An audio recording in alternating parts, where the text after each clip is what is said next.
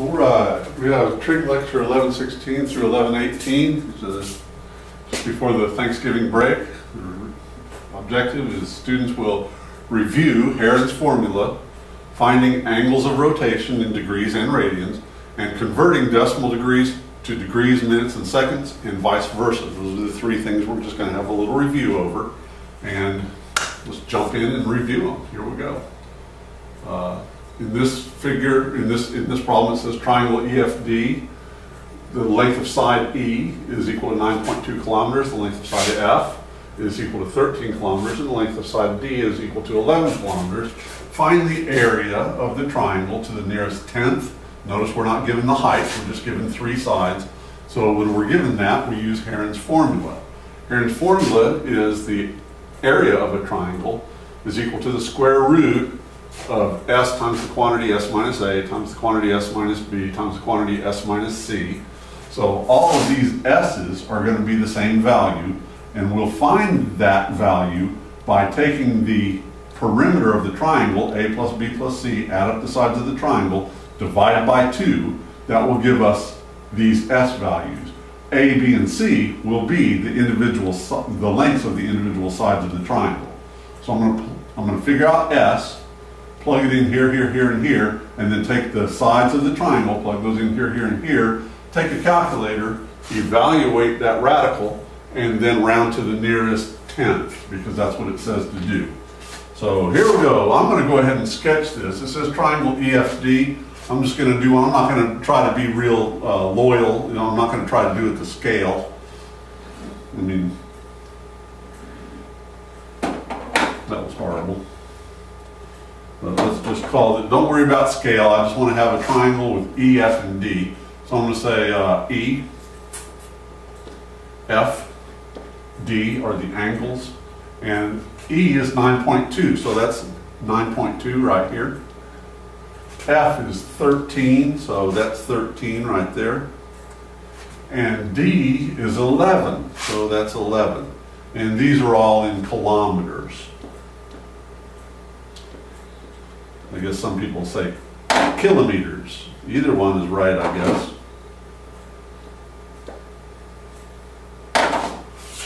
With that in mind, I am going to find S first. I'm going to add up these three and then take half of that, and that'll be my S value. And then I'm going to plug that in here, here, and here, and plug in A, B, and C, or in this case it would be E, F, and D for these spaces right here. The triangle doesn't have to be named A, B, and C, just for the general case it is. In this case our triangle is E, F, D. So here we go, I'm going to find S first. S is 11 plus 9.2 plus 13, all of this divided by 2. This will equal whatever it equals. Where's my calculator? 11 plus 9.2, I think I hit times, 11 plus 9.2 plus 13 equals, and I'm going to divide that by 2. I take half of the perimeter, divided by 2. 16.6, and I'm going to do that again just to make sure I didn't goof it up. Let's see, 11 plus 9.2 plus 13 equals, divided by 2 equals 16.6. So that's my S value right there, S. And now I'm going to plug in everything I need into my formula. And that will give me S, 16.6, times, that's 0.6 there, 16.6 minus, it's going to be A, B, and C are the three sides of the triangle. S is going to go here, here, here, and here, which I just found is 16.6, so I put it here. Now, S minus one of the sides, it doesn't matter which one I start with, but I got to put all three sides into one of these, to quantity. So 16.6 minus 11, I'm just picking that randomly, times 16.6, that's S, minus 9.2, times 16.6 minus 13. And if I can get this into my calculator, whoops, talking and writing at the same time is not my strong suit if I'm not saying exactly what I'm writing. 16.6 minus whatever I was doing, 13, I believe, 13. There we go. Now if I can get all of this into my calculator without making any mistakes and take the square root of it, then it will be yay. So here we go.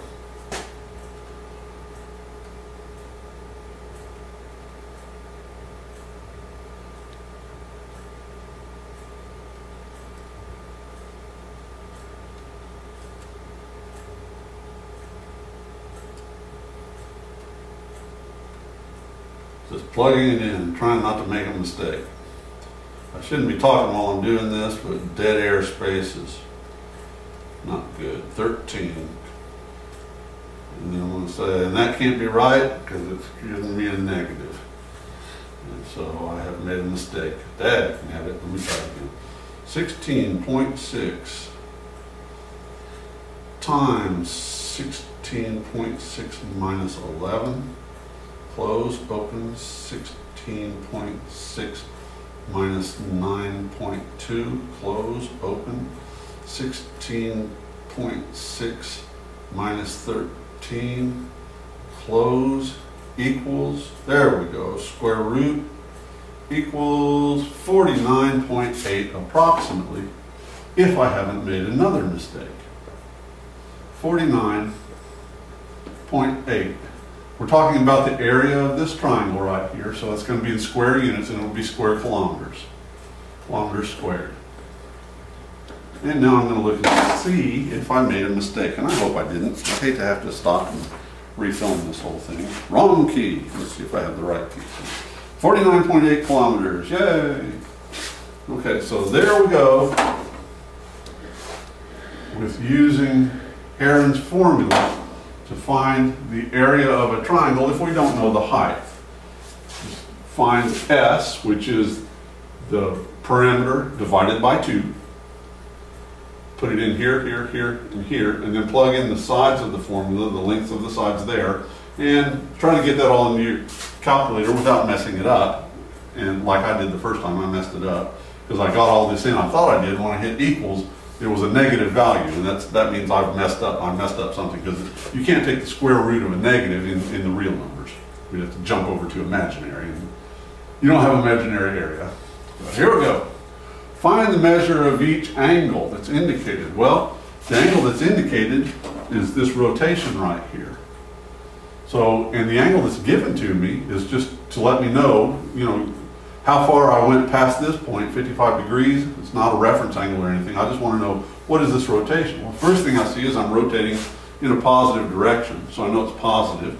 And I know that I've gone all this just is an indication of the direction of rotation and how many times I rotated. You start here, my initial side is the positive x-axis. And I start rotating in this direction. There's 90 degrees, 180 degrees, 270, 360. I keep going around and around and around and around, and I stop right there. And we want to know what is that rotation in degrees. So here we go, let's count it. Here's 360, 450, 540, 630, 630 plus 55, whatever that is. That's 685, is that right? I'm going to do that with my calculator because it's early in the morning and my brain doesn't work at the best of times. Let me do that again. Here's 360, 450, 540, 630 plus 55. That's got to be right. There's no way I could get that wrong. Yeah. Yay! So that's a rotation of 650 degrees, which we just got by analyzing.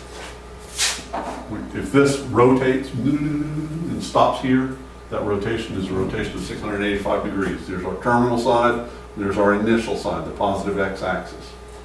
All right, and let's see if I got that right. 685 degrees, yay, that calls for a cup of coffee, or a drink of coffee.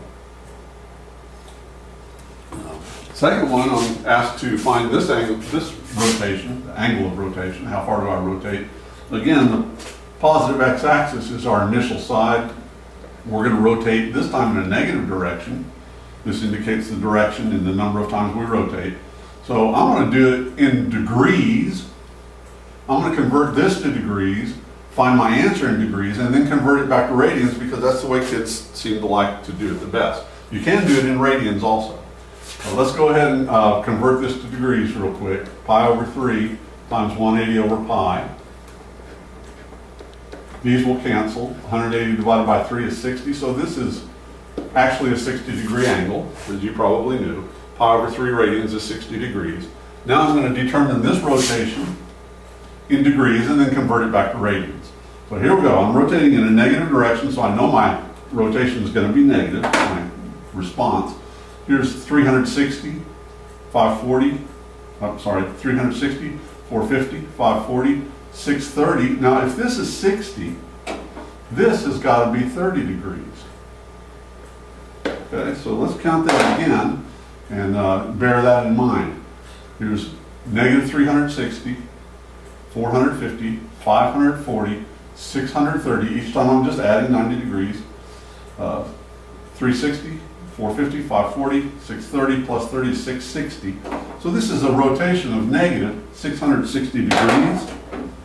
But since I was given my angle in radians, I'm going to go ahead and convert that to radians. So I'm going to multiply by pi over 180. You think of that as over 1, and we can just start canceling. The first thing I see is they'll both divide by 10. That's easy enough. They'll both definitely divide by 6. So I will say this is negative 11 pi. Divided that one by 6, and I'm dividing that by 6. 1 times 3 is 3. So negative 11 pi over 3 radians is this rotation if this is pi over 3. We were given that. So this would have to be, unless I've made a mistake, a rotation of negative 11 pi over 3 radians. And let me see if I got that one right. I'm going to cry if I didn't. Yay, no crying necessary. So there we go. This is a review. We've done all this stuff in the past. And the last thing we're going to review today is converting degrees to minutes and seconds. Convert 2 degrees, minutes, and seconds from decimals, and vice versa. So here we go. If I want to convert this to degrees, minutes, and seconds, what I want to do is I want to say, well, it's going to be 34 degrees, so many minutes, and so many seconds. To find minutes and seconds, I'm going to multiply 0.26 by 60. And that will give me, whatever it gives me, 0.26 times 60 equals 15.6. I'm going to take this part right here, the non-decimal part, and say, so that would be 15 minutes. And then I'm going to take this decimal part here, just like I took this decimal part. Now I'm going to take this decimal part and multiply it by 60. And that will give me the number of seconds. So we've got 0.6 times 60 equals, and that's 36 minutes.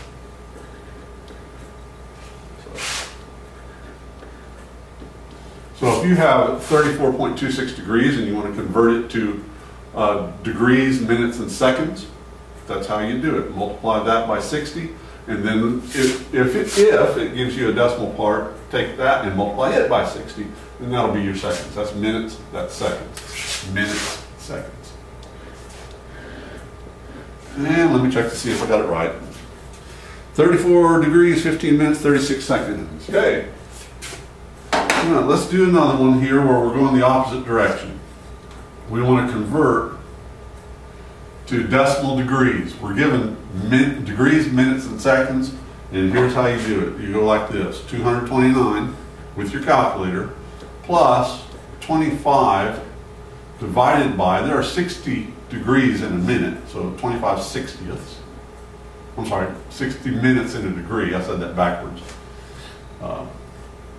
So this is 25 60ths of a degree, plus there are 3,600, 60, each minute has 60 seconds, so that's 3,600ths of a degree. So say plus 57 divided by 3,600,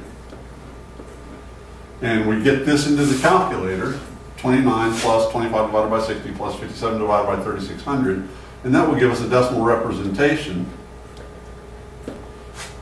of the degrees, minutes, and seconds that we're given. And we were asked to change it to a decimal degree. That's how you do it. Minutes are 60th, 1/60th of a degree. Seconds are 1/3600th of a degree, and we've got 57 of them.